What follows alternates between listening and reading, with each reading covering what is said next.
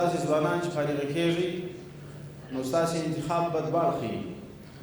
بعضې به د عمل ډګر ته ځي او بعضې به کوشش کوي چې خپل تحصیلاتو ته ادامه ورکړي.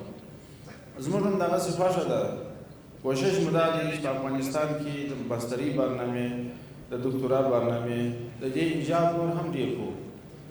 د دې پر ځای باندې چې ځوانان خارج ته مجبوره کېږي په داخل د وطن کې دا اساني ورته برابروي چې خپل علومو ته د ترقۍ لپاره لار ولري، د دې په داخل د افغانستان کې ماستري او دکتورا وکړي.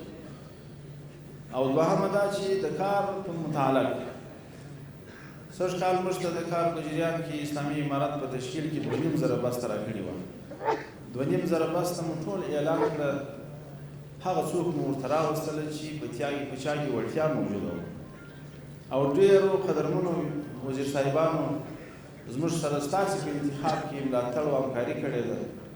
په ډېرو وزارتونو کې ځوانان په کارونو ګمارل شوي دي.